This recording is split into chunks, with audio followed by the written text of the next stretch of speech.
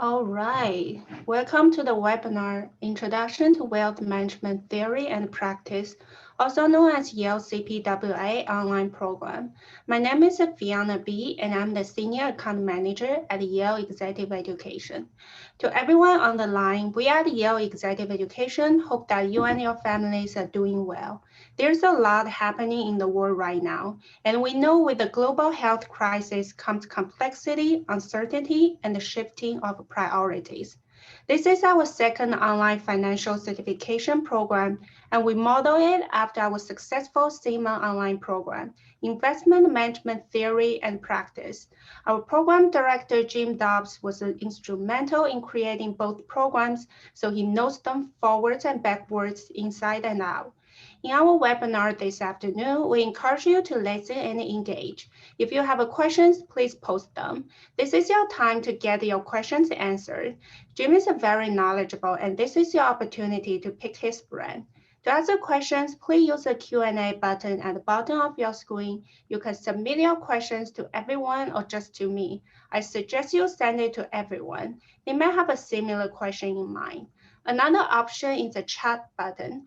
Typically, we prefer you use the Q&A for questions direct towards the speaker and the chat for technical questions you would like assistance on.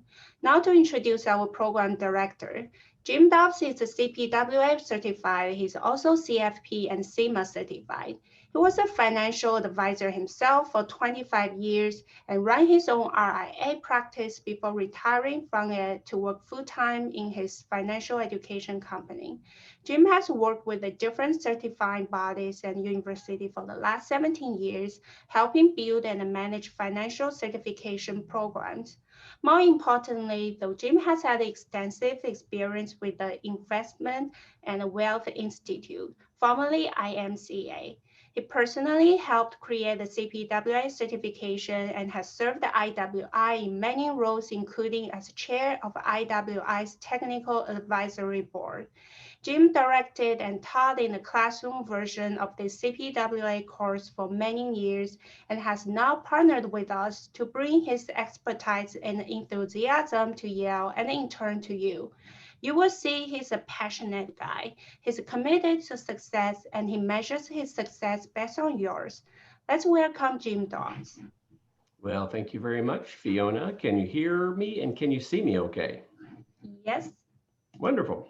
All right, well, welcome everybody. As Fiona said, we're gonna just talk about the certification a little bit, but we're gonna focus most of our time on the Yale program. So if you choose to come join us in this online program as you work towards certification, just want you to have a really good feel for what that's gonna look like, what the expectations are, and what you would experience as you go through that process. We're gonna talk about timing, enrollment process, all of that good stuff. But Fiona's right, if you're not sure if we're gonna cover something, or if you think maybe I went over something and you would like me to repeat it, just shoot a question out there to Fiona or put it in the chat function there, and I'll stop a few times as we go. And then at the very least, at the very end of this, if there are more questions at the end, I'm happy to stay after the hour. It probably will take about an hour to get through all of this and answer all of your questions. But look, the bottom line is we're here for you. So I just want to make sure you get all your questions answered. So don't be bashful there. So here's kind of the outline, what we're going to go through. We're going to talk about the certification topic list real briefly. We're going to do a quick certification comparison between CPWA, CFP, and a couple of others. Then we're going to kind of get into goals and objectives just so you can see what we're trying to help you accomplish. I think that's very important with any certification and program that you're considering. Then we'll get into the nuts and bolts, the weeds, for a little bit. And all of that is just trying to help you understand the certification better and our program at Yale better, so you can figure out if this is the best fit for you. Look, if it is, we would love to have you join us. We would love to have you come into the program. Love to see you all the way through certification. But if it's not a fit, there's a cost, right? But it's really probably more about your energy, your time, your focus, your opportunity cost. And so if it's not a good fit, then we want to help you identify that. Because as much as we'd like to have you in the program, if that's the case, then you probably should be looking at another certification or another program as you move through. Okay, So here's quick topics list. Probably most of you have seen this. It looks similar to CFP, but we'll talk about those differences on the next slide. Just want you to get your arms around, especially for those of you who are brand new to looking at CPWA certification. You can kind of look at what you would be studying. That being said, if you're still kind of on the fence on this certification, is this the right certification for me? I think one of the most important things you can do is line up the topics list. Sometimes it's called the curriculum, the core body of knowledge, candidate body of knowledge. It can be called all a bunch of different things, but you want the detailed list of that. And then you want to compare that with other certifications or designations you're considering. And just as you go line by line, don't rush. As you go line by line through the subtopics, just ask yourself a repeating question. Is this going to help me in my practice now? Is this going to help me bring in new clients? Is this going to help me serve them better? And, you know, if any of these, it's like, yeah, maybe half of it, well, then I think that's probably not the program for you. It's just too much time and energy from you to do something like that. But, you know, if it's 2/3, 3/4, or 90%, then yeah, then you may have a match there. Okay, so really important to look through the core topics list and the detailed version. I'll give you my emails in just a minute again, so you can send me an email if you want to get the most recent copy of this, the detailed version. All right, so let's talk about the other certifications. Obviously, you're here for CPWA, Certified Private Wealth Advisor. And this is really kind of a CFP and then what? Now, it doesn't mean you have to have CFP. The prerequisites for CPWA are basically an undergraduate degree. If you don't have one, certain certifications could be used in lieu of an undergraduate degree. Think CFA, CFP, CPA, although you really have to have a degree to get that. CHFC maybe. There's about 5 or 6 of them on IWI's website, just in case you don't have an undergraduate degree. 5 years of experience is the rule, but now they're allowing you to start the certification process before you hit 5 years. You just wouldn't be, even if you went all the way through the process, took and passed your certification exam, they wouldn't allow you to use the marks until you hit your 5-year experience requirement. But again, a CPWA meant to be a deeper dive in especially in technical issues. So think tax, think strategies, think even legal ramifications of structures and strategies pertaining to our high net worth clients. And when I say high end or high net worth clients, think $5–10 million and up in net worth. It's not meant specifically for ultra high net worth, let's say 50 or 100 million, but this is very applicable to that clientele as well. CFP, which I also hold, you may have seen, I think it's a great certification and it does what it's supposed to do. It's a bit more foundational depending on which program you go through for your education. And it's really meant for all certified financial planners. So whether they're working with people who have a lot of money or people that literally have no money, they have debt, and certain CFP designees need to try to help those clients get out of debt. So with CPWA, the focus is just different. It's for those working with the high net worth crowd, either exclusively or predominantly. All right, oh, real fast here, just one other difference that I think is important. So CPWA, as you'll find out when we talk about how much time does it take to get through, 5 to 6 months is pretty normal once our students get plugged in. You know, once they log in and start working through the modules. You have a year, we'll talk about that in a minute, but let's just call it 6 months if you're studying 10 hours a week on a consistent basis. CFP, 18 months is very normal, but don't think that CPWA is a shortcut to CFP, for example. You just cover a whole lot more material in CFP. That's the big reason it takes 3 times as much time on average for people to get certified there. You're just covering a lot more material. The exam then, as you can imagine, is a lot longer and covers a lot more as well. So again, you don't have to have CFP. It would help if you had a baseline of knowledge, because when you come to us in CPWA, we do expect you to have a baseline of knowledge on financial planning, time value of money, retirement, tax, estate, at least the basics we expect you've already got covered. All right, Fiona mentioned it in the introduction that we do have the kind of our sister program here at Yale is the CIMA certification. We have a program for that certification as well. That, as the name would imply, I think, is just strictly investments. So yeah, we're going to do investments in CPWA, but CIMA goes into a great amount of detail because the whole certification is just investment. For example, you don't do retirement planning in CIMA, you don't do estate planning in CIMA. And investments in the CPWA curriculum, I believe, is about 12%, maybe 14%, right in that range. There's not a lot of overlap between those because CIMA is a deeper dive. And in CPWA, we're mostly looking at issues of portfolio construction, risk management, working with portfolios between generations. ESG SRI is becoming a bigger and bigger issue out there in the industry. So that's becoming more of a focus for CPWA, at least it's starting in that direction. So yeah, to answer the question before it gets asked, there's not a lot of overlap on the investment section between CIMA, CPWA. And then CFA is one of the other widely known certifications out there. That is not to be confused with CIMA. CFA, in my opinion, that takes about 4 years, and less than 10% of the people that start actually finish that one. That's more for if you want to become a securities analyst, if you want to be an institutional portfolio manager, you want to manage money inside of a mutual fund, you want to manage an ETF, the actual securities, you want to be a hedge fund manager.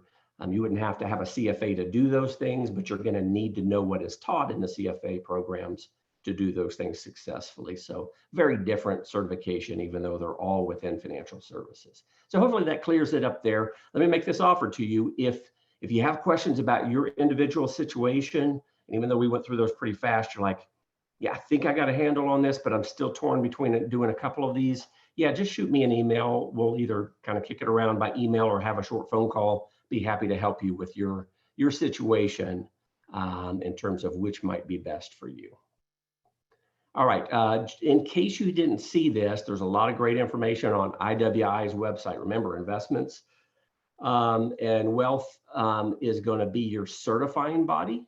And so the Institute has a lot of great information.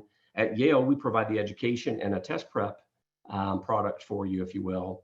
But they're the certifying body. They got a lot of great information on CPWA. Who is a CPWA? What do the demographics look like? How do their practices and services look different than CFP designees or those without either? So really great information there. This link actually specifically, and Fiona's going to send this deck to you in the next few days, and we'll actually take you right there. They've got some good third-party research as well. I think it's important just to make sure that whatever certification you're looking at is, hits the nail on the head in terms of the content being right for you. The certifying body needs to be legitimate. There are plenty of designations out there that I would not quite consider legitimate.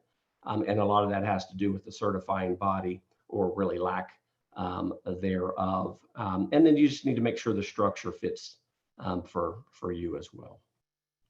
All right, let's move on here. Let's talk about the program goals and objectives. I think this is fairly intuitive, but I think it's really important for me that you know what we're trying to help you accomplish so we can kind of get expectations clear right up front. The CPWA core topics list, which I mentioned before, has over 500 topics in it. And then that means there's going to be a couple thousand subtopics. You know, when you add up everything here and there and the deviation that or the path that you had to go down on this particular topic, we want to give you comprehensive coverage. Even though the exam is not going to test you on that, we'll talk about that in a little bit. We want you to have thorough, deep coverage on all of it. And then we want to separate when it comes to test prep what we think you're more or less likely to see on the exam. But we want this to be a really good library for you, so you can really deepen your knowledge for your practice. By the way, if you don't have the newest detailed content outline, the long one, just shoot me an email. Either one of these emails work just fine. I'll be happy to send it to you. I mean, it's on our website via link, and it's in the IWI website as well. But just for convenience sake, just shoot me an email. I'll be happy to send you that detailed content outline. All right, so this one is probably a little less intuitive, but it might be the most important. I mean, getting your certification and having those letters after your name, depending on your job and your title and your responsibilities, could be really, really important. But I think in 10 or 20 years, it's going to come down to this. I mean, did we help you develop new knowledge, new skills, new tools to plug into your practice like right now to start helping your clients achieve their goals better? Here's a good example. Before doing something like CPWA, financial planners and advisors might be a little nervous about talking with certain clients or certain clients' tax specialists, think attorneys and CPAs. Once you come out of this, now, just like any other program, you're going to get out of it what you put into it. But assuming you put into it, you should be much more comfortable at those annual meetings, at those individual meetings with clients and their CPAs and attorneys. You shouldn't be stumped by the jargon they use. Now, they really shouldn't be using jargon, as we all know anyway, in front of the clients. But when they do, you'll be right on top of it. I think one of the best things you might take away from a certification like this in terms of knowledge is, in fact, this was a great value that I could add when I was in practice before, going to the next chapter in my life a few years. So for 27 years, we'd have these client meetings, and then the client would say afterwards, Jim, I didn't want to bring it up because I was a little embarrassed to ask, or we didn't have time. But the attorney was talking about this, or the CPA was talking about that, and man, that just went over my head real fast. Can we go back through that? And you'll be able to help them with that. So having this be practical is really, really important to us. Harder to measure in terms of our success, but it's really important. And then maybe the most obvious one is to help you have the material that you need, that if you study and study in the right way, you'll be able to pass the CPWA certification exam, hopefully on your first attempt. And we'll talk about pass rates in just a little bit. All right, so very important that you know what we're trying to help you with. Now, from a more practical side, if you will, in terms of kind of nuts and bolts, structures and details, flexibility and convenience is why we have this online, and not only online, but asynchronous. So everything's on demand. We no longer do any live sessions. Few students showed up to those in the past anyway. So everything's just on demand. So you can study whenever and wherever you want. You can download, copy, save, and print anything. Just don't share it to Yale policy. Since you are the program participant, you paid the program fee, or your company on your behalf. It's just for you and not to be shared. But the point there is, other than the online test that you need to take to pass our course, everything else you can do offline. You just download it. So that's pretty convenient. I'd say that's very convenient. So you're going to move, as you're starting to get the idea, you're going to move through as fast or slow as you want to. I'll give you some guidance for that in just a minute. All right, a couple more here, points, and then we'll stop for first round of questions. This is a big one, as you can imagine. Time expectations. Well, how long does it take? And let me just start by saying it's not all over the board, but it's close. Again, 6 months for most of our students, or at least the kind of the mid-range of students, that's our participants. That's very, very normal in a program like this. 200 hours. So, if you're studying 10 hours a week, that's 40-ish hours a month, and you do that for 6 months, well, there you go. Or 5 months, there you go. So you can kind of see how that averages out, and you extrapolate that out and get to the 5 to 6 month in a typical scenario. Now, that being said, here are the fat tails. They're not huge, but they're noticeable. We do have a number of students get through everything, the course, getting ready for their exam, taking and passing their exam, all in 100 hours or less. That happens. Now, that's a pretty exceptional student, or a student maybe that has a lot of time on their hands to devote to this. So everybody's different, but yeah, we do see candidates getting through our program and the exam and definitely less than 100 hours. But on the flip side of that, give me somebody that hasn't been in the business for very long, a few years, and they haven't been in all of the facets of financial planning or wealth management. Maybe they just specialized in one, just in retirement planning or just in estate. We have attorneys and CPAs in this program, and Most of those individuals don't have much of a background in investment, so that's all brand new to them. So everybody's different, and some people do take greater than 500 hours, but 200 hours-ish, yeah, that's a good ballpark. When you're plotting out on your calendar and your scheduler, how long is this going to take? When am I going to try to sit and pass the exam? Is that summer? Is that fall? You're going to start with 200 hours. That's a nice benchmark to begin with. As you get into the material, you should learn pretty quickly. You need to ratchet up that 200-hour estimate, or maybe can you even bring it down? All right. As you might imagine, it all depends on a number of factors. Your experience, we kind of just talked about that. Existing knowledge, especially in the technical areas. CFP designee, especially one that took CFP recently, that should be fresh on their mind, or CHFC, that should be fresh on their mind. They're going to have a little bit of a head start because they've probably heard of all the different types of trusts that we're going to talk about in this program, but now we're going to go really super deep in those trusts, for example. So having at least your arms around those before you get in is not mandatory, but it certainly is helpful. Study habits, it's a big one. Here's a good study tip on any of these certifications, especially these highest level certifications, CFA, CPWA, CFP, SEMA, CAIA, I'll throw in there as well. When you're studying, you really need to be focused. So the good news with COVID and our strange environment, if I could even say that these days, is you may have actually a little more time, even just taking commuting out of your daily or weekly schedule. That could free up time. But if you're at home, it's great to be home with family, but that can bring distractions. You're going to need to be able to dive deep here. It takes most of us at least 15 minutes to change gears in something this deep from a technical standpoint, according to most studies. And I would certainly say I fall into this boat as well. So you're going to need to be able to lock yourself down, if you will, for 30 to an hour chunks at a time. Hour to 2 hour is probably the best for most students I've seen over the 20 years I've been doing this. So your study habits are going to be really important. We've got plenty of best practices, tips, and thoughts in the program to help you with that. But yeah, it's not something that you can be watching the TV and skimming some slides like we did for the Series 7 or just reviewing practice questions. That's not going to get it done in a certification at this level. Test taking skills have something to do with that, but we've got lots of ways to help you practice. Our practice actually is harder, as most students would say, than the certification exam itself. Not that the cert exam is easy, it's not, but most of our practice questions are actually going to be harder than what you're going to see on the cert exam. All right, so the bottom line in terms of flexibility, leading then to time study expectations, you're just going to move through this as fast or slow as you want. If you want to get through it fast, you have every capability of doing so. That's one of the things that makes this program different than the others.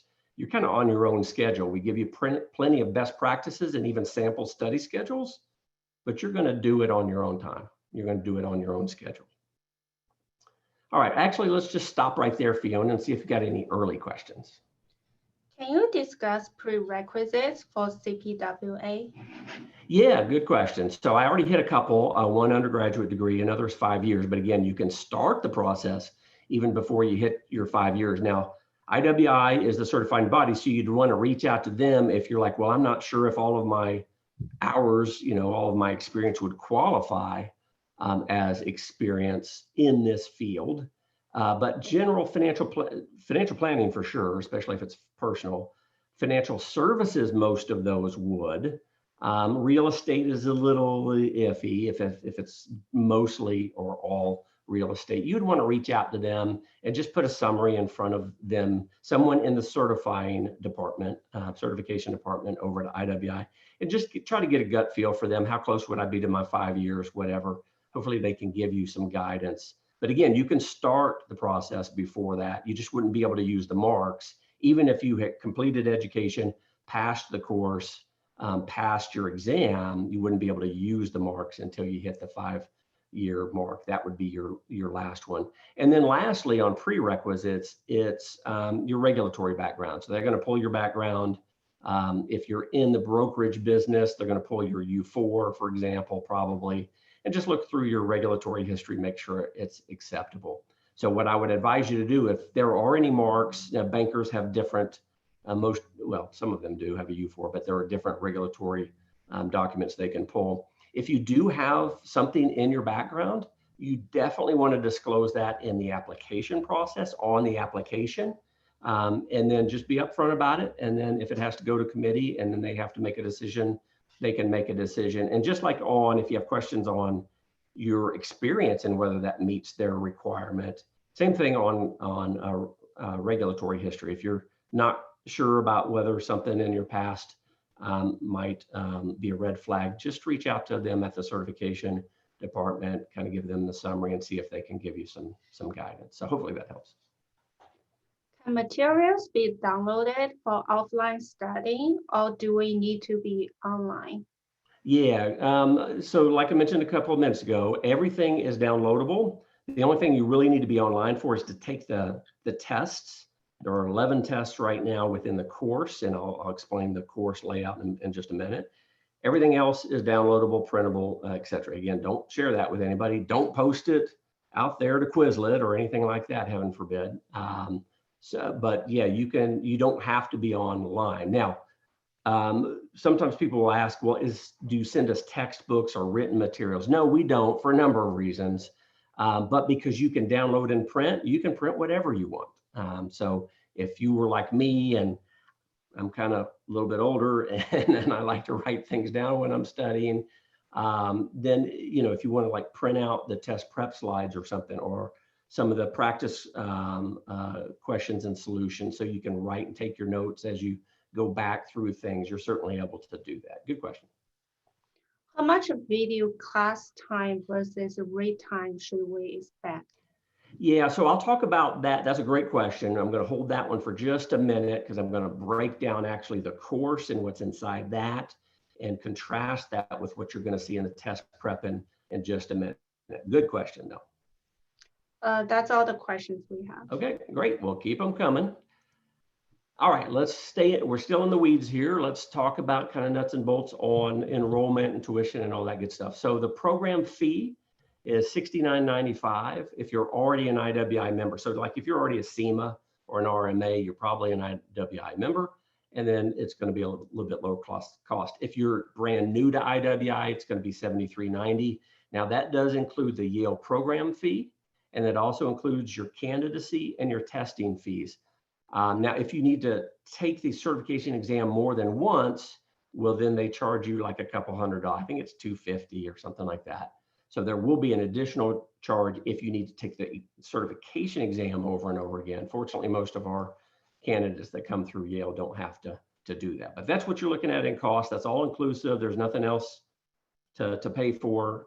There's no other study material. If you choose Yale, it's all in one place. And that was another, when we did that by design, the thinking was, look, I know I've been through the process. There's a lot of content to focus on, and I really want you just to be focused on that. So we wanted to keep it simple in terms of the platform. We're going to keep it simple in terms of the process, so you can really just focus on the content. Speaking of program fees and all that good stuff, at Yale, we don't right now have any specials or discounts or anything like that, scholarships, but IWI is running some scholarships right now. So go to this link.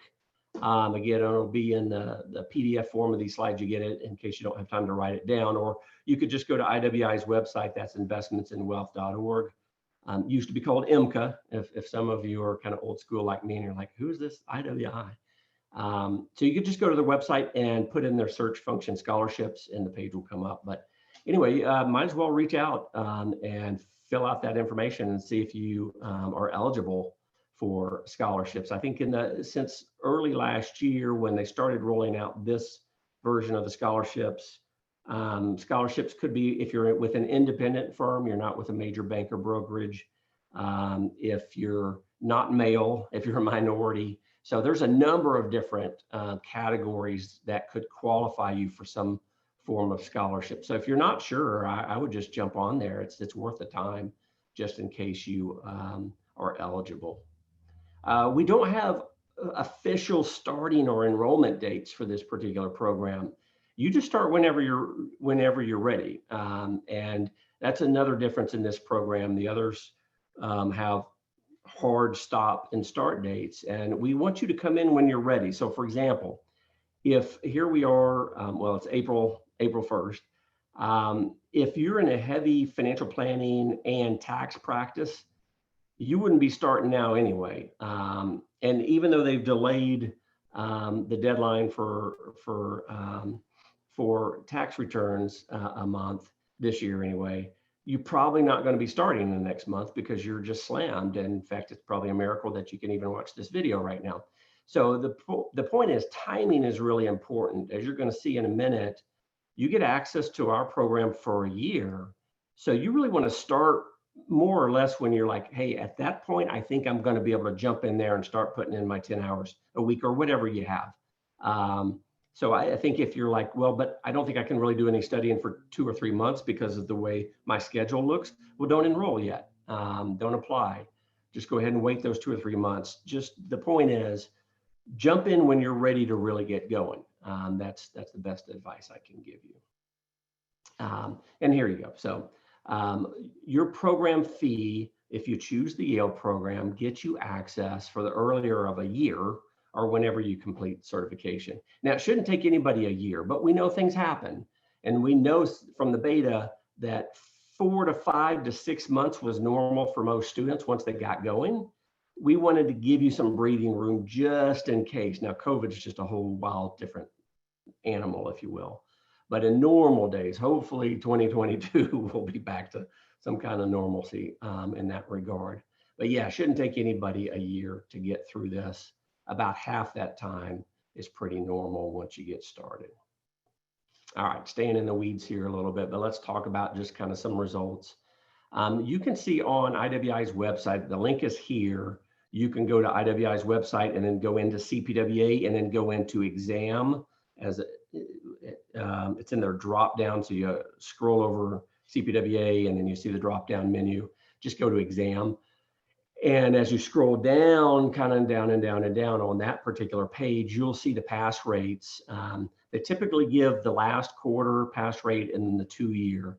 So 2 years, about 2/3, 67. I think we'll see that come down. That's what I see with certifications at this higher space over time. This has only been out there 10 or 12 years. So I think we'll see that come down.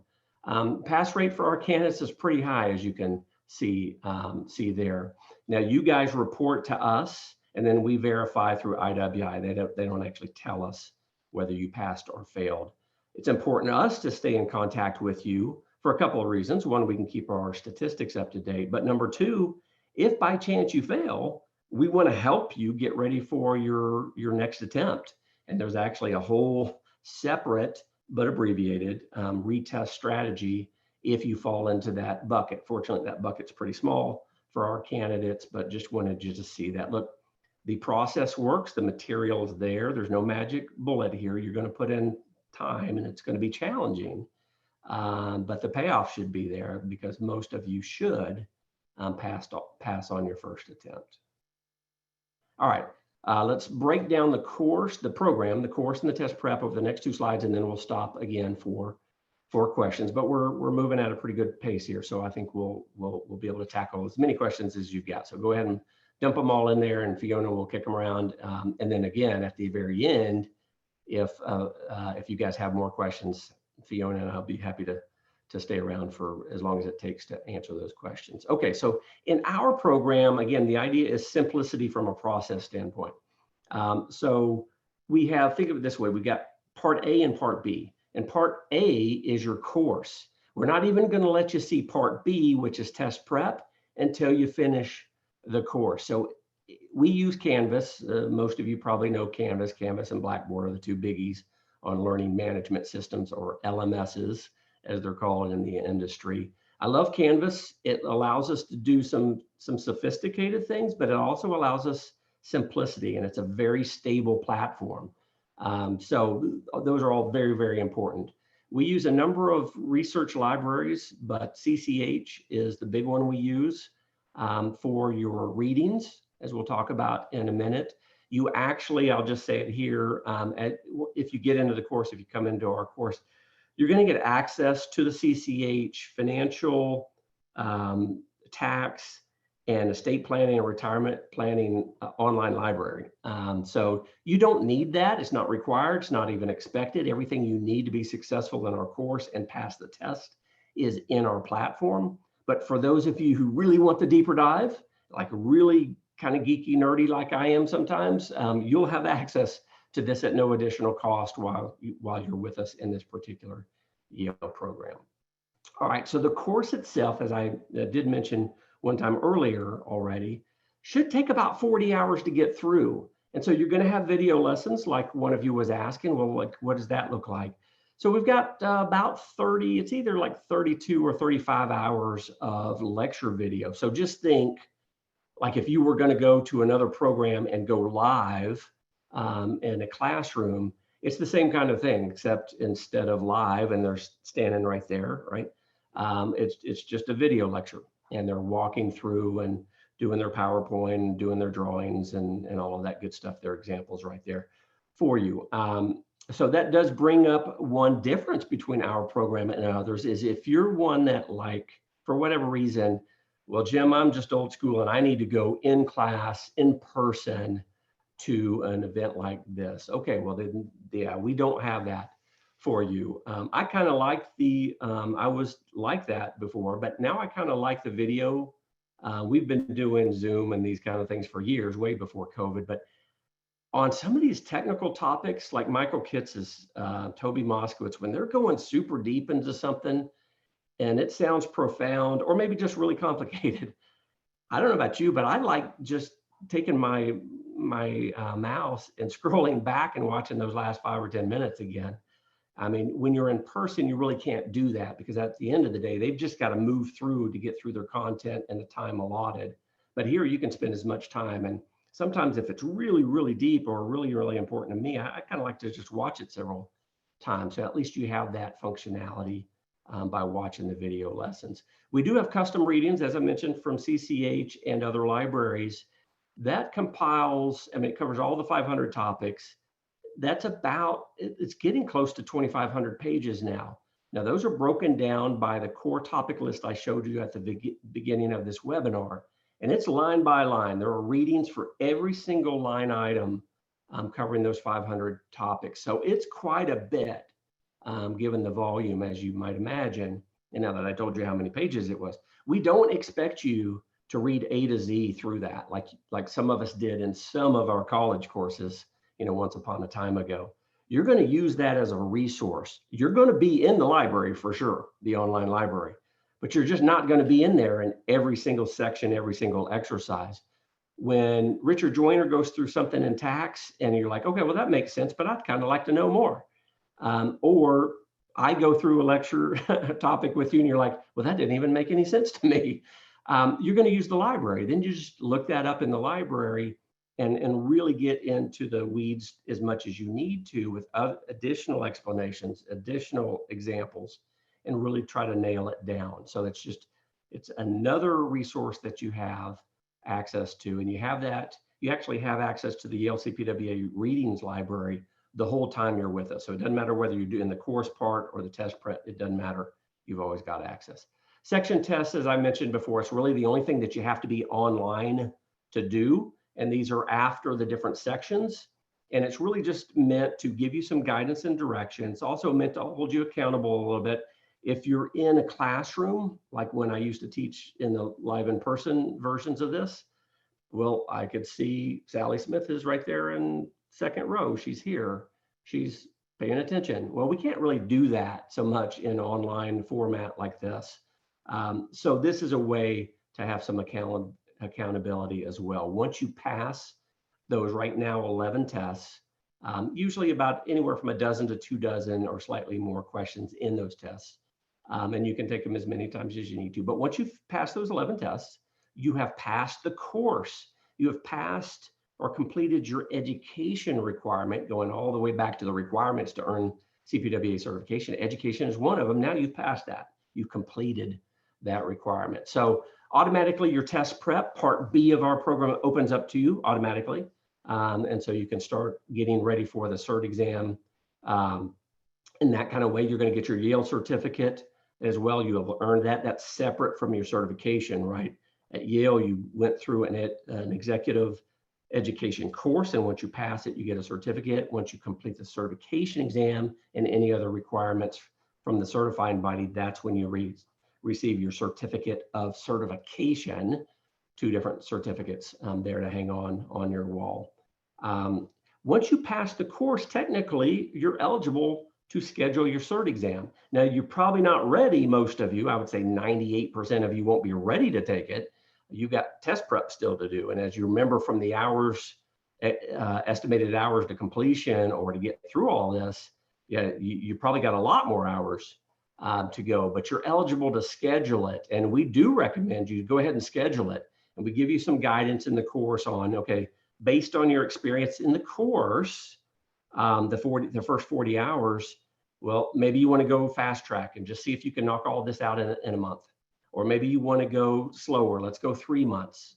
I'm ready. I know I'm going to put in my 10 hours a week or whatever. Let's go for 3 months and get through. Or for most students, if they're not sure, I just recommend going 60 days. Just go in 2 months. If you need to slow it down or if you want to speed it up, you can. But we give you kind of study tracks, if you will, with weekly, daily, and even hourly benchmarks for getting through all of the content in the test prep area to get ready for your certification exam. But we do recommend you schedule it because you can always change your exam date as long as you do it within 24 hours of testing. Boy, that's really generous. And that's both for Pearson and ProctorU. Some of you probably saw this on IWI's website, but right now with SEMA and CPWA certification exams, you can do it at a testing center like most of us have done for years with most of our licensing tests and certification exams. That's through Pearson VUE testing centers. They're all over the world, actually. Or now you can do it at home through ProctorU. But I would recommend you schedule it. It's also another way to hold yourself accountable, right? Get it on your calendar. You know you can always change it, but just gives you a target to shoot for. All right, so now let's talk about the test prep, where you're actually going to spend most of your time with us in the Yale program. It's going to be in the test prep. So all the content is now new. You had access, you still have access to all the course videos and test questions and slides and that kind of thing. And you will refer back to them when you need a deeper dive, just like you will jump into the readings library when you need the deeper dive. But you're going to have a new set of content to really direct your study towards the certification exam once you get to kind of part B of our program. So there's an overview video and then test prep best practices, and then those sample study schedules that I mentioned. And then in terms of kind of nitty gritty, you're going to get test prep guidance videos by me. So you got to suffer through me on those, but it's about 6 hours, give or take, of me walking you through the 11 sections and about 1,000 test prep slides now, which are just summaries of the major concepts and applications and some examples and even practice questions in those slides. And it's not me teaching at a micro level like you just had in the course level. It's me doing a number of things, including, and maybe the most important, saying, okay, you've got your 500 topics right here in your list, and you've got your test prep slides. See these next 3 slides? These were really heavily tested in the past. I mean, most students say they got something here on these 3 topics or subtopics. So you better know these. And if you need to get back into your videos and in your readings, do it, but you're probably going to see this. See the next 2 slides? It's right here on the topic list, but they almost never test on it. So I'm not saying you won't get it, but you probably won't get it based on history. And then here's the mid-level stuff. It's like, yeah, this is tested regularly, but not all the time, but not almost never. So you're going to kind of create an inventory of high, mid, and low probability. And then, as you'll see in my test prep guidance video orientation in that part of the program, you're also going to be wanting to make notes about, especially just coming out of the course, well, how good do I feel about that? Oh, I don't feel good about that at all, but Jim says it's low probability. Okay, well, that you may just want to let it go because there's 500 topics and a couple thousand subtopics. Sometimes you just got to know when to let it go. But something over here, oh, I don't get this. I remember Toby Mosco's talking about that in one of his lectures. I got it right here in my notes, and I just don't get that. But oh, Jim says that's high probability. Okay, I'm definitely going to review these summary slides a little harder, get into the readings, go back to Toby's video, etc. So there's a method to the madness here, and it really makes sense to follow the guidelines. If you do, you should turn out in good shape. Hundreds of, as I mentioned, summary slides. Those are just meant to chunk it down for you. Students make flashcards out of those. Not all of them. You're going to want to pick and choose based on those two criteria I just mentioned, which ones you print, and you may even want to play around with them. Again, everything's downloadable, savable, so you can do whatever you want with them. You can even doctor them up if you want to, no problem. But making flashcards and being an active learner is very important for most of us, myself included. Speaking of practice, so yeah, over 1,000 practice questions and a full-length mock exam. Now, actually, we have 3 mock exams, but in the beta of this, with 3 mock exams, most students would do the practice questions, and hopefully they were doing the slides and the videos too. They do the practice questions by section, and then they would take the first mock exam, and then that's it. And then they would go test. And then sometimes they would do the second, and almost nobody would do the third. So I'm like, these questions are really good and you need to look at them all. So I broke the other 2 mock exams down and just added all of those questions to the sections so that you would be encouraged, if not motivated, to look at them all because you're going to really need to scrutinize the slides and all of our questions to pass this exam. So hopefully that gives you a pretty good idea of the difference between the course part A and the test prep that sits in part B, which again, you'll end up spending most of your time in with us.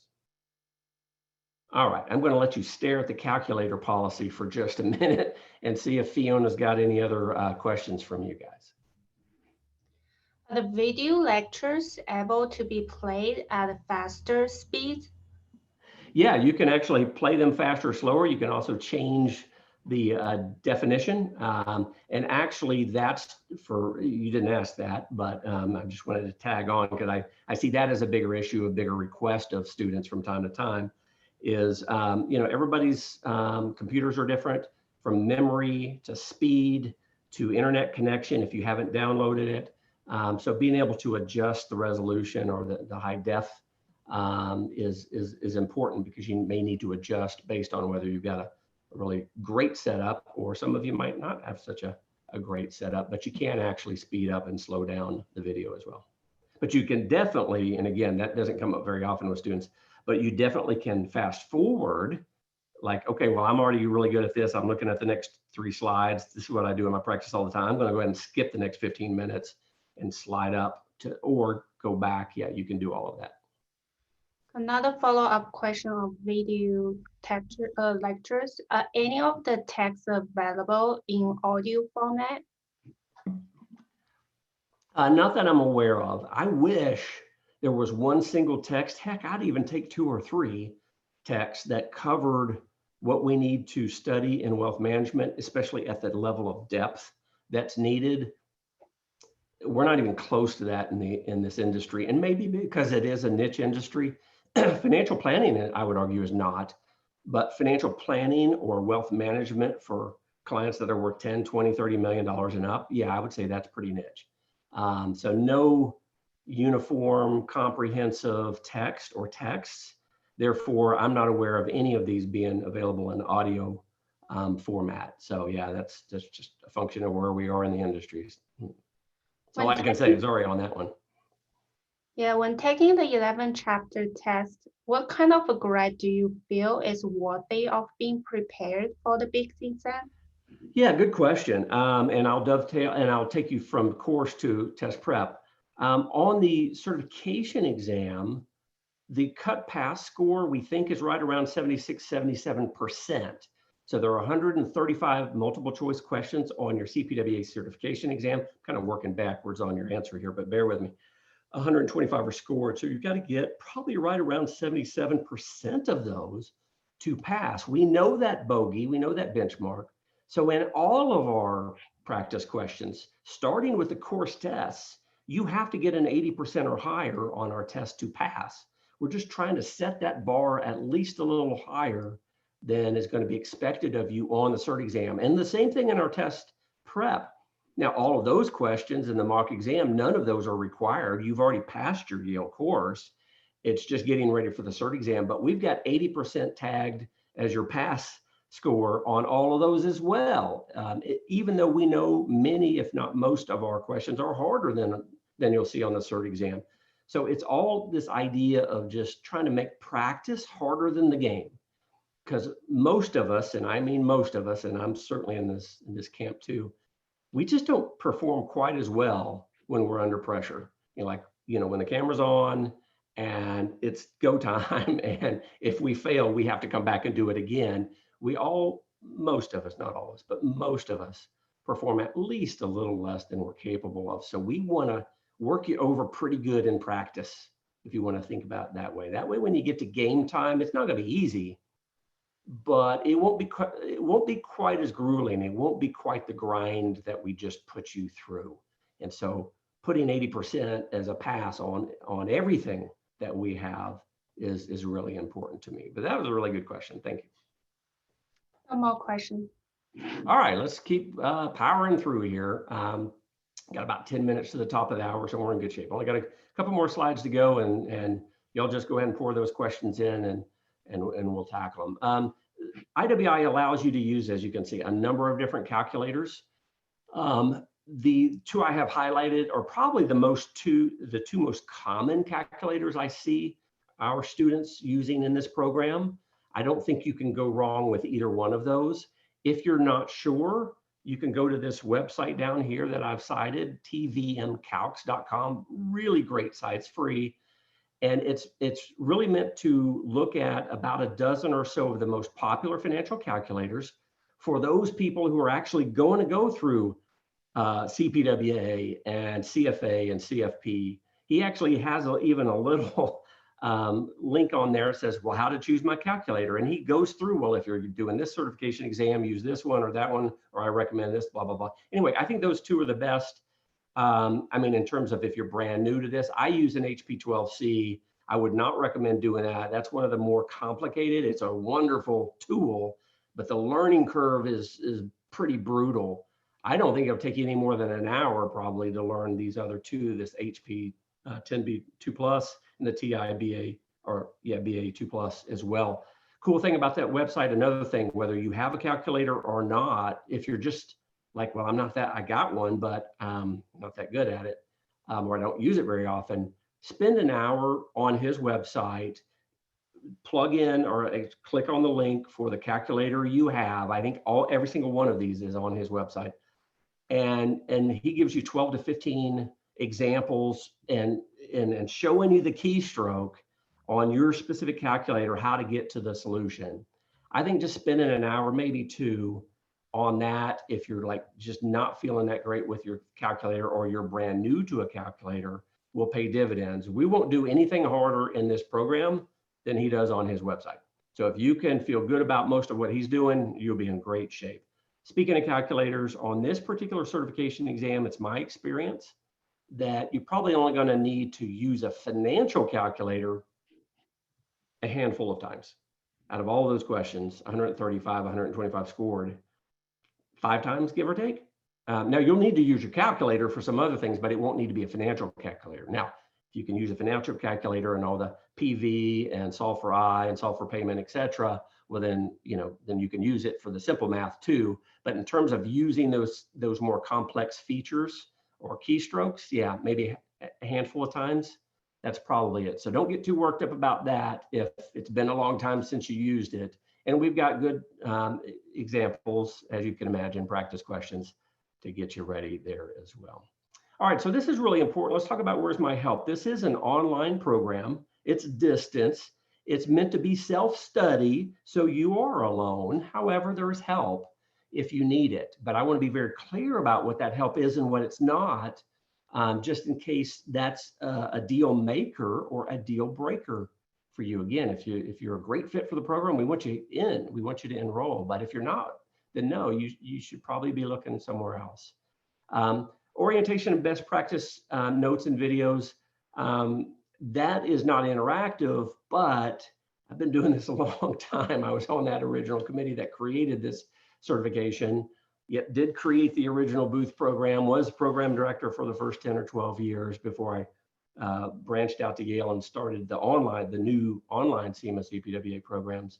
So I kind of already have a pretty good feel of where some of you may get tripped up or where it gets kind of messy on the technical side, especially regarding the exam. So we can get ahead of a lot of that with just practice videos and notes, best practices, that is. Now on the administrative, kind of think logistical, enrollment, completion, all that stuff, you've got Canvas help on the technical side. It's 24/7 and it's phone, email, or live chat. I like the live chat one personally, but if you ever have, well, my videos don't look, I don't think that's how they're supposed to look. What's going on here? And if you're not, super tech savvy, just, reach out to Canvas. You've got access to them all the time. You've got Yale and Dobbs education staffs available to you basically from 8 to 5 Eastern on Monday through Friday. So if you're like, well, I forgot the URL, or I forgot my login or my password, that kind of thing. Or when are you sending me that certificate? Stuff like that. We got you covered in normal business hours, basically. But let's talk about content now and just getting yourself through. The discussion board is great. It's really meant mostly for you guys to kick things around yourselves and create study groups. Now there's a nice string in the CPWA discussion board with a few students saying, hey, look, I'm interested in doing a study group. And like, I forget whether the most recent one said Monday or Thursday nights. But anyway, it's a good way for you to interact and meet each other and hook up in that way. We don't put your names and contact information out there for confidentiality reason, but the discussion board is a way for you guys to reach out to each other. And then lastly, kind of your safety net is me, actually, and we've got another program faculty about to join me in this regard as well. If you have content help, you get Lifelines, and you get about a dozen of them. So if you're really stuck and you're like, well, I'm pretty sure this is important. It's either important in my practice or it's important for the exam, then you're going to want to reach out to me. You do that by email so we can interact and you can have my solution or resolution in writing and you put it in your notebook for later. Because if you're like me, like 2 days or 2 weeks later, I would probably forget what I was struggling with, let alone how the professor helped me get through it. So I want it to be in writing so you've got it to study later. So you get about a dozen of those. So you're going to want to use them wisely. You can always reach out through the discussion board to others first, that kind of thing, so it doesn't count against your Lifelines. But it is there, but this is not priced as a for education credit program, not in a part of a degree. So because of that pricing and structure, we don't have the faculty help that you would have if it had been in a more traditional educational setting. So I just want that to be very clear to you. And then lastly, but I think this is really important, although today's session should help you with this. If you're ever wondering, is my study plan, is my timing, my scheduling, or my study strategies, am I going in the right direction? You don't want to hesitate on that. That's not part of your dozen Lifelines. You reach out to me by email. We'll either talk about it by email or just have a quick 5 or 10 minute phone call. I want to make sure your study plan is right. Because if your structure and your plan's right, again, then really all you should be worrying about is content at that point. So I'd prefer to handle that just individually, you and me. Best to just get that resolved as quickly as possible. All right, got some great faculty here. This is just a handful of them. This is about half of them, actually, a little less than half. Toby and I started working together at University of Chicago, it seems like a million years ago. It was probably 12 to 15 years ago. He ended up at Yale, and then, a number of things happened, and I ended up at Yale. Kind of great. You'll love Toby. He's always a student favorite, and he is really the chief faculty advisor from Yale for this particular program. Probably a number of you recognize Michael Kitsis. He's a brilliant young planner, and he does a number of things with us in the Yale program. We think retirement, asset protection, even some tax. John Nersessian, Richard Joyner. He's actually really the father of this program. Yeah, they did bring me in to help it get to become a certification. It was just a certificate at the time, but this was really Richard Joyner's brainchild, and he put most of the people together to actually make this a reality in the early certificate days. And he hadn't taught in the classroom in a long time, but I was able to get him to to come up to Yale and go into the studio and record the tax lectures, which are really important. And he's great at simplifying, because some of that, if you guys aren't working in the tax, now I have a graduate degree in tax, but for those of you who don't, he's great at really simplifying things. And again, we've got, I think it's 5 or 6 other faculty members as well. All right, student feedback and scores. I'll let you look through this. I'm not going to toot our own horn, other than to say we measure about 30-something metrics, if you will, in the student survey, which we give you after you've taken your cert exam, pass or fail, just to try to get the best read from you. Yeah, I mean, it's hard to get 5s in a certification program where not everybody passes, or at least doesn't pass on the first attempt. But man, I want to see as many high 4s out of 5 as possible. I want to see that NPS, or Net Promoter Score, be as high as possible. But your feedback is very important, and we tweak and tweak and tweak some more this particular program all the time. Just think tax changes alone, we're always having to get in here and adjust for things like that are just ongoing. All right, so all of this has just been meant to try to help you figure out, you know, how important is flexibility. I think we give you the most flexibility in terms of programs to help you get certified. Customizing your learning plan. I think this one is often overlooked, but I think it's really important. As you've seen, you've got video lectures, you've got summary slides, you've got practice questions, you've got test prep videos, you've got all kinds of tools, the readings library, you got all kinds of tools to use. You need to use them all in our program, don't get me wrong, but you will gravitate towards 2 or 3 of the 5 that like really meet your learning style, your learning needs. And I think that flexibility to customize is really important. There's going to be no shortage of coverage of the 500 plus topics in our program. I try to constantly balance overkill, like where are we just going too far and we can dial it back. That's one of the bigger challenges I have, but you do have to have some motivation. You do have to have some self-discipline.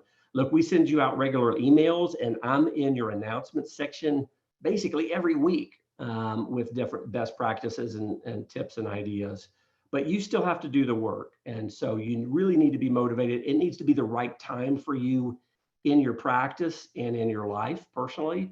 But if you are and you're ready for a challenge, want to join us at Yale, that'd be great. You'll get that Yale certificate. You can add it to your LinkedIn bio, your CV, your resume, all of that good stuff. There are guidelines for how you use your affiliation with Yale, but you will be part of the Yale family once you pass this particular executive education course. When you're ready to get going, you can get through on our website, the yale.edu wealth management or CPWA website, or you can just go straight through for registration through IWI. Regardless, you're going to end up at this bottom link here. You're going to end up in the IWI website, because all applications for this certification go directly through them. Once they approve you, they send your name to us, tell us you've been approved and that you chose us as your education choice, and then we enroll you and away you go. All right, so here's just the contact information for Fiona and me, but we're right at the top of the hour, maybe about a minute or 2 past. I'm happy to just stick around and answer more questions if there are questions. Yes, we have 2 questions. First, can you describe the final exam? How many questions? Is it timed? Something like this. Thank you. Yeah, good question. So in our program, there are just those, right now, there are just 11. Our final exam is broken down into 11 shorter tests, if you will. So that's the exam on the Yale side. On the certification exam, as I mentioned, 135 multiple choice questions. All of ours are multiple choice as well. My thinking there is, I just want, if you got to do any practice on questions, I want them to look as much like or be harder than what you're going to see on the cert exam. So all of ours are just like theirs, just multiple choice. 135 questions on the certification exam, 125 of those are scored. So 10 of those will be beta unscored item. Really all the certifying bodies do that. You won't know which ones those are, of course. And then again, we think the pass score is probably right around 77%, give or take, of those 125 questions. So hopefully that will help you there. 4 hours is what you have on the certification exam to complete it. Good question.